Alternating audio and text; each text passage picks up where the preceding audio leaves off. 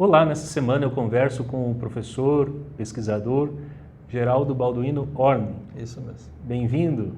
Obrigado, professor Caio. É um prazer estar contigo nessa gravação, né? E trocar algumas ideias acerca de um tema que é um tema caro, né? Do ponto de vista da literatura. Nós ainda precisamos aprofundar esse tema, né? Da formação de professores de filosofia, especificamente, né? Então, me sinto, né, assim, muito feliz em poder contribuir, né, com essa temática. E é um tema que envolve exercício do pensar. Com certeza, até porque nós estamos falando de um lugar, né? E nesse caso do lugar da filosofia, né? Então, é sempre importante demarcar que se trata de uma conversa que vai, em última instância, o caminho dessa conversa passa também pelo modus operandi da própria filosofia, porque, sem dúvida nenhuma, nós sabemos que a discussão da formação de professores, ela tem várias perspectivas de análise, né? Então, eu vou tentar colocar alguns elementos que possam associar ou fazer uma interface, em última instância, entre o que vem a ser a discussão pedagógica, propriamente, com a discussão filosófica, né? Porque, em última instância, não podemos separar essas duas instâncias quando pensamos na formação do professor de filosofia.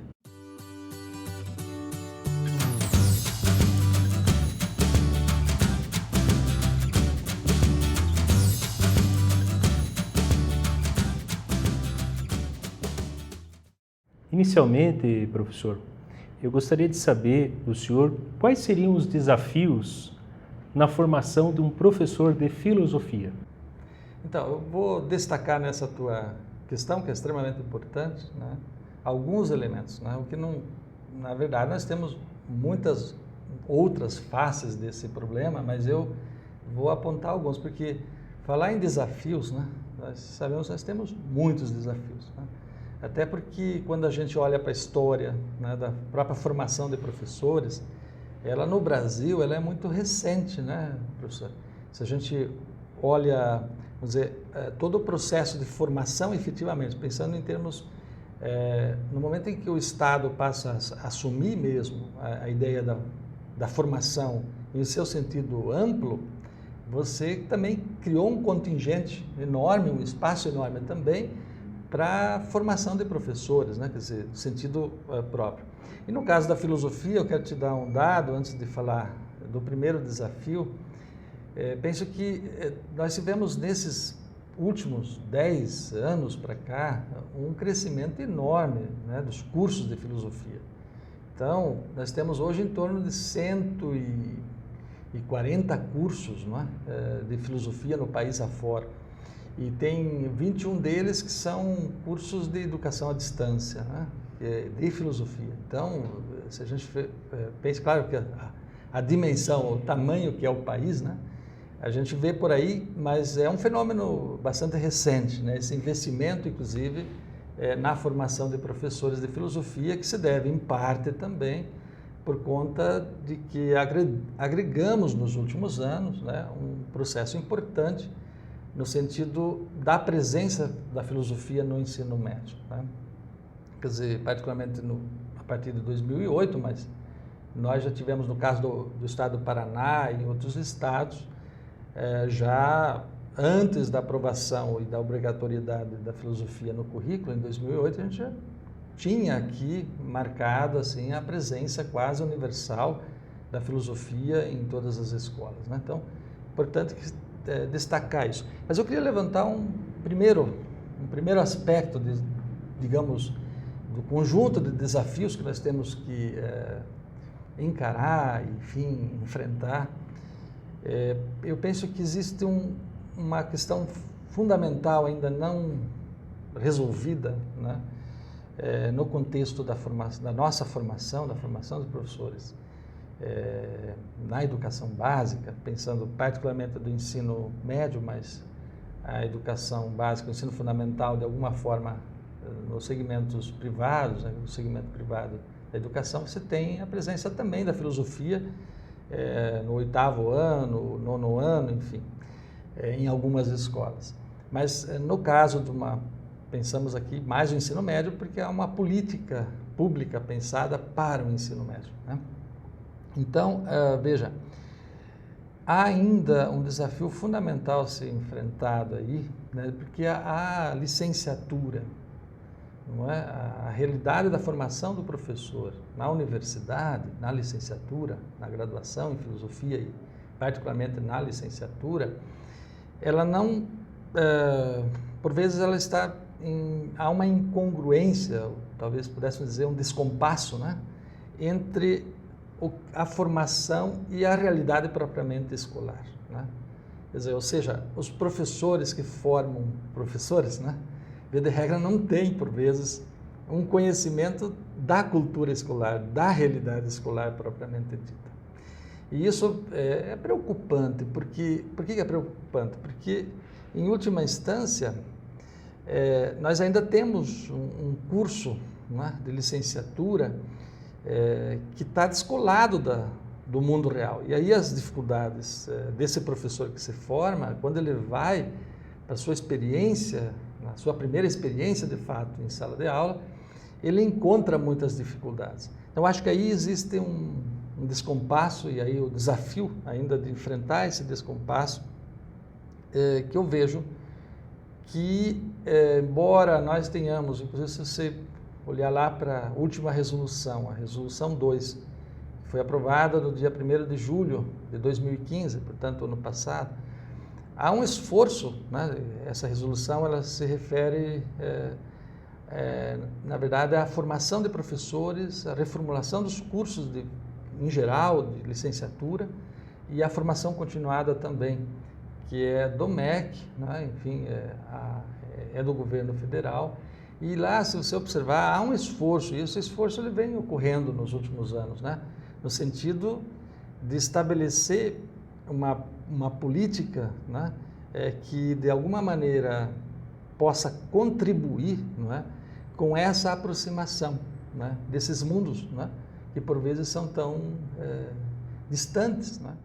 Então, nós temos, eu mesmo vejo muitos casos assim, que os estudantes, quando vão à prática do ensino, quando vão às escolas para ter sua experiência, enfim, acabam tomam como referência as aulas que tem no curso de filosofia, e aquele método, aquela forma de ensinar, em última instância, não funciona muito bem, né? Mas é uma situação circunscrita, né, da cultura, vamos dizer, acadêmica, né? Então, que ela também precisa mudar. Então, chama atenção para esse problema que eu acho extremamente importante. O segundo desafio, eu acho, penso eu, que ele é fundamental, que nós ainda não conseguimos, do ponto de vista da formação de professores, né? Eu mesmo, como professor da universidade que lido com a metodologia e a prática de ensino, pelo menos eu me esforço muito para mostrar a importância de que o professor precisa assumir o método, né? Que não basta ter procedimentos apenas. Quer dizer, o espectro técnico profissional é extremamente importante, mas não suficiente, né? E, em última instância, a ideia de que assumir e entender o método filosófico, né, que em última instância significa entender o modus operandi, o modo como a filosofia ela se produz como conhecimento, né, o modo como ela lê a realidade, né, o mundo, é extremamente importante para ser professor de filosofia. Então, a gente tem observado que, às vezes, ainda há muito essa visão, né, marcada, de que basta você ter determinadas técnicas de ensino, enfim, e vai lá e passa o conteúdo, é como se você transmitisse esse conteúdo, como se fosse uma mera transmissão, e que isso, em última instância, é cumprir com a finalidade, né, do ensino da filosofia. Então, nós, por vezes, pensamos que esse é um desafio muito importante, né? Eu acho que ele precisa ser enfrentado, e ele precisa ser enfrentado não pelos professores que cumprem as disciplinas pedagógicas na formação do professor, mas por todos os professores, né, que trabalham e que atuam do ponto de vista da formação do professor. Porque o que a gente tem visto? Por vezes essa dicotomia, né, ela ainda é marcada, né, da formação teórica da área específica, no caso da filosofia, do Estatuto da Filosofia, os problemas filosóficos com seus autores e tudo mais, ao lado, né, separando do campo, vamos dizer, das disciplinas pedagógicas, como se, via de regra, isso seria a formação do professor se dá mais por essas disciplinas e que as outras elas apenas cumprem um papel, ou cumpririam um papel de dar condição de uma boa compreensão do estatuto da área, no caso, né, da filosofia. Então, me parece um desafio aí fundir esses sentidos, né? Então, também eu me refiro a essa lei recente, assim como a anterior já, propõe que o processo seja continuado, inclusive, né? Que a formação pedagógica venha mesclada com a formação específica e tudo mais. Quando eu penso a formação de professores, eu estou pensando sempre nessa perspectiva da totalidade, né? Não basta ter uma boa formação também, né, se você não tem boas escolas, né? Não basta, escolas, estrutura física me refiro, né? Não basta você ter uma boa formação se você não tem salário, né? Então, a gente tem que pensar isso no conjunto, né? Então, evidentemente que nós não podemos reclamar propriamente, no caso do Paraná principalmente, há um plano de carreira, há um processo, no caso da carreira pública, né? Penso que, em boa medida, isso existe, falando aqui do nosso estado, mas fato é que temos que pensar quer dizer, é difícil você lidar, por exemplo, dentro dessa visão de totalidade, com estudantes que vêm de uma situação socioeconômica, né, comprometida, né?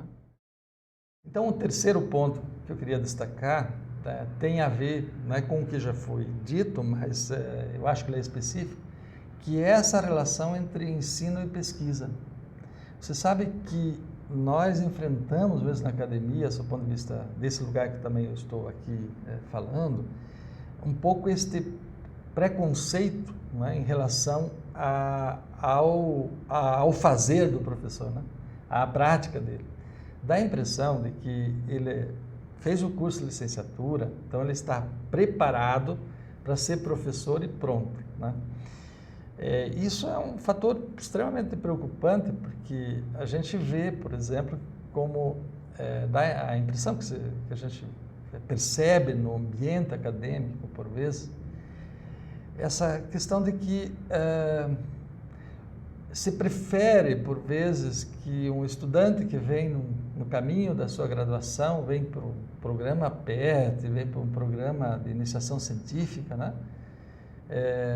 Ele acaba tendo mais espaço para ele continuar seus estudos no mestrado, doutorado, prosseguir na carreira acadêmica e estudo, enfim, do que um professor, né, quando ele vem e se candidata a uma vaga, né, no mestrado, por exemplo. Então, eu estou dizendo isso porque é uma percepção que eu tenho, né, quer dizer, poderia falar aqui de intuição, mas que é racional no sentido, porque é empírica em grande medida, porque a gente percebe isso, né? Porque por N razões, né? Inclusive entre as quais nós já aí citamos algumas. Até as dificuldades, o professor às vezes fica 10, 15 anos, né, sem estudar, ele fica não sem estudar propriamente, mas sem se ocupar de um processo mais sistemático de pesquisa, etc, etc. E isso, para quem orienta um trabalho de um professor que por vezes está distante da academia, realmente um desafio maior para ele, né, como orientador. Então, tem um pouco essa essa questão. Fora isso, o acesso mesmo ao estudo, né? No Paraná, falando daqui, nós podemos dizer que o PDE é um programa que aqui, mais do que um programa, aqui é uma política pública, que ele vem consolidando todo um processo de discussão já há anos, né? Enfim, ele vem de cima para baixo, quer dizer, pegou justamente o pessoal que estava mais próximo à aposentadoria e veio descendo. Hoje, quem está fazendo o PDE são professores que estão em torno de 8, 10 anos, não é? Em sala de aula, né? O que significa que os que estão mais acima, né, que estão na fase mais avançada em termos de experiência profissional, tiveram a oportunidade de fazer o PDE, que não é obrigado, mas sempre é uma oferta pública, enfim, extremamente importante. E de formação, eu particularmente entendo esse programa como um bom programa de formação continuada. E o que eu quero dizer com isso nesse ponto? Porque essa relação, inclusive, né, que vai ao quarto desafio aqui, que eu acho também extremamente importante, que é a questão de que o acesso, né, a continuidade, vamos dizer assim, dos estudos, depois de formado, nós vivemos ainda um pouco essa cultura, né, de uma formação fragmentada, né? Então, se a gente tem problemas na formação inicial, a gente tem mais problemas ainda, né, na formação continuada, que eu costumo chamar, por vezes, por conta dessa fragmentação, de uma política do eventualismo, né? Do evento, né? Pelo evento. Você faz o evento aqui, faz outro ali, soma um conjunto de encontros e tudo mais, e chama isso de formação, né? E que é muito arriscado, né? Então, é muito complicado a gente aceitar, né, essa concepção. E isso faz parte de uma concepção. Lamentavelmente, nós não conseguimos criar uma política pública que pudesse, né, de alguma forma, garantir, não é, dar a garantia da formação continuada do professor, né, depois da sua formação aí inicial. Então, penso que isso é um problema, mas o que eu queria chamar a atenção nesse quarto ponto é justamente esse estágio na saída da formação do professor, não é? Que é a sua prática, tem o estágio e a prática, né, que ele vai desenvolver na sala de aula, com a ideia do primeiro emprego. A Marilena Chaui, para citar aqui alguém que a gente tem uma compreensão de uma filósofa nacional de importância, enfim, que tem uma reflexão acerca, enfim, também da formação de professores. Ela, numa entrevista há um tempo atrás, fez uma defesa que eu particularmente achei muito interessante. A ideia do primeiro, ela não chama primeiro emprego do professor, que está chamando, né, assim sou eu, mas da ideia de um primeiro emprego, que seria a ideia de, no final da formação, no último ano de formação do professor de filosofia, de haver convênios junto ao Estado e aos colégios particulares também, enfim, em que esse professor pudesse ter a sua chance efetiva de exercer, digamos assim, ter a sua primeira experiência, né, de trabalho, mas com todo o amparo, o apoio institucional, inclusive dos professores de filosofia da instituição, da direção e tudo mais. Mas remunerado, né? Não isso que nós fazemos hoje, o que ocorre hoje, que é esse estágio extremamente precário, né, em termos de tempo, de acompanhamento e tudo mais, porque, por vezes, é um problema estrutural, inclusive, da própria universidade, porque, às vezes, tem um ou outro professor só para acompanhar os estágios.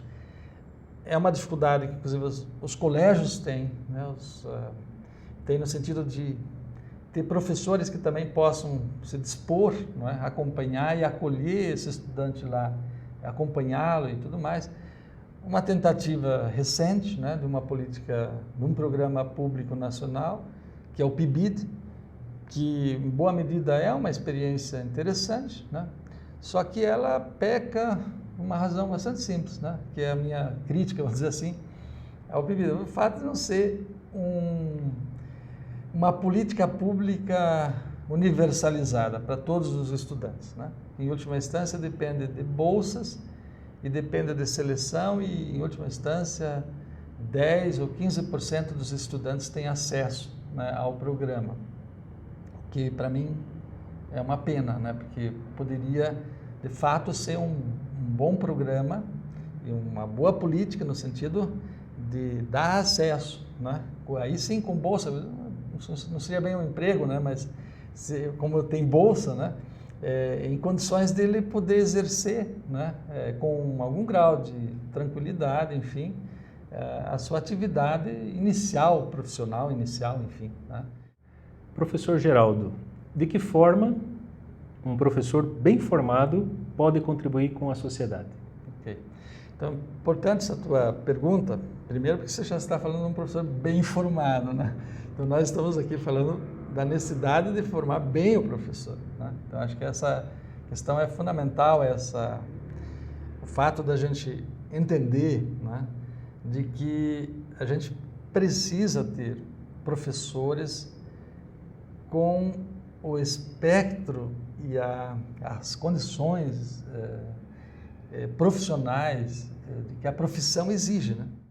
De se assumir como uma atividade pública, né, e intelectual no sentido mais rigoroso do termo, no sentido mais próprio do termo. Não é um ativista, né?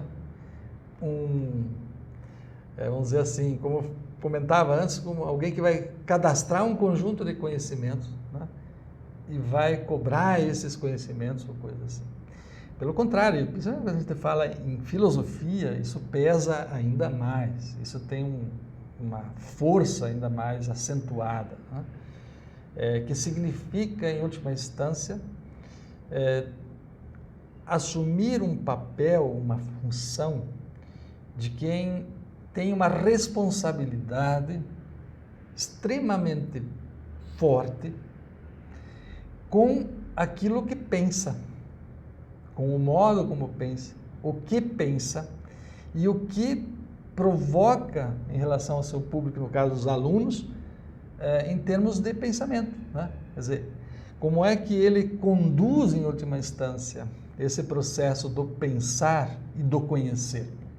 Um segundo aspecto seria uma dimensão, se podemos chamar de ontoética, né? Quer dizer, é mais forte ainda no sentido daquilo que tem a ver com o ethos, né? Sentido mais marcado, porque o que a gente vê numa sociedade individualista que está cada vez mais acentuada, em que os valores estão se deslocando, o aspecto do coletivo, né, do atividade em grupo e tudo mais, está sofrendo uma absoluta ruptura, né? Então é importante tocar nessa questão do ontoético, nesse sentido da retomada, né, dos valores. Não se trata de valores universais e eternizados, mas de valores que, em última instância, constituem o sentido humano.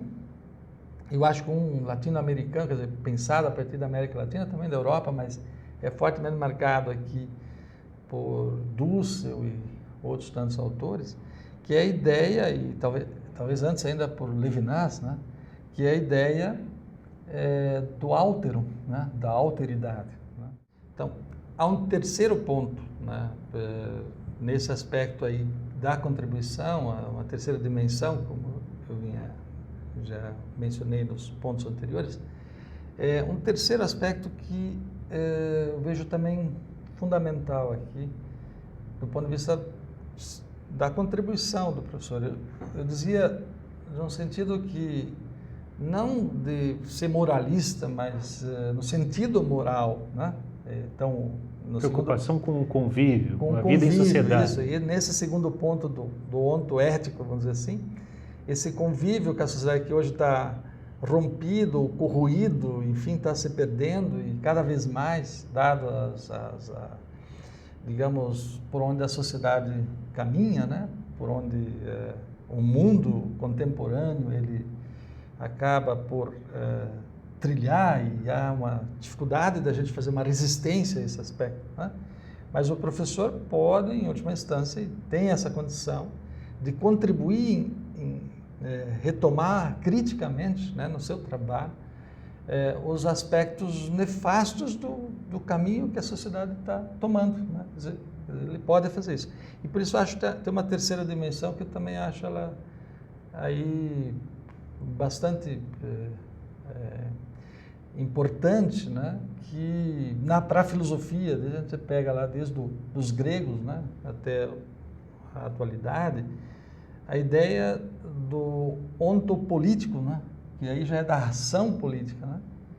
Porque nesse processo da individualidade, do modo como nós estamos vivendo hoje, né, que é uma tendência cada vez mais acentuada do campo do fragmento, de diminuir o sentido da participação política, né? Acho que é importante porque o professor de filosofia pode provocar e instituir práticas, né, de ação pública, política, nesse sentido, né? O indivíduo assumir as condições não só de se posicionar, né, pensando, mas se posicionar e também agir, né, em coerência com esse pensamento.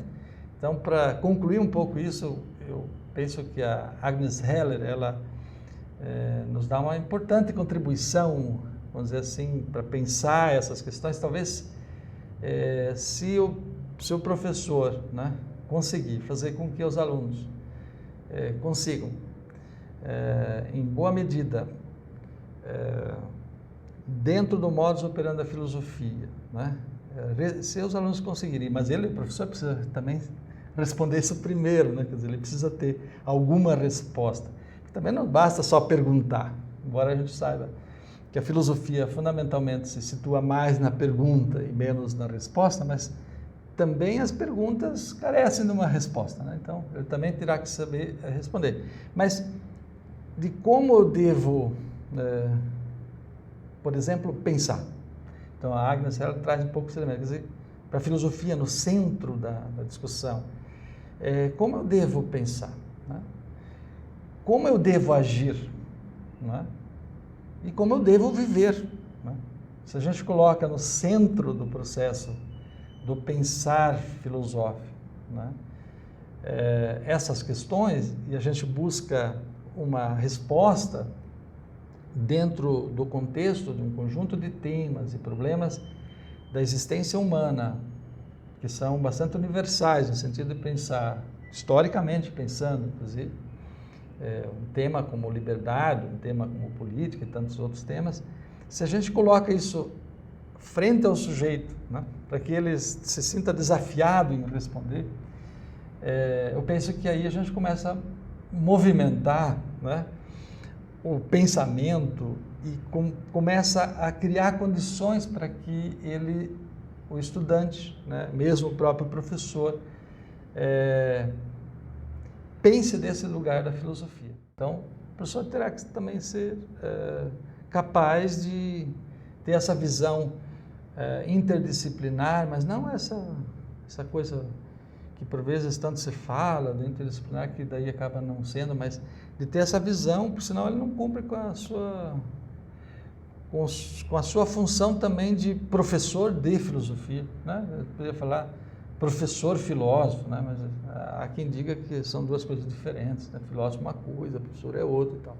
Eu prefiro pensar que para ser um bom professor de filosofia, né, também tem que exercitar, em última instância, a sua condição de filósofo, de quem pensa o mundo em movimento, né?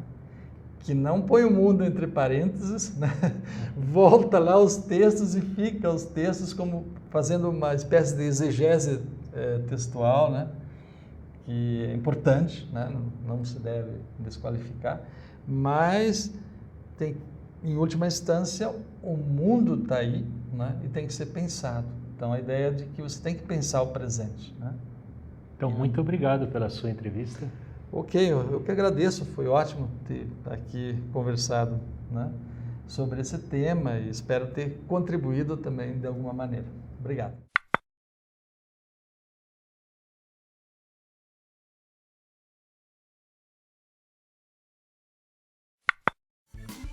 Se você gostou desse vídeo, clique em gostei logo abaixo dele e ajude-nos a divulgá-lo. Aproveito para te convidar para acompanhar as próximas entrevistas que serão publicadas neste canal. Para acompanhá-las, clique na palavra inscreva-se que você vê aí na tela. Até mais!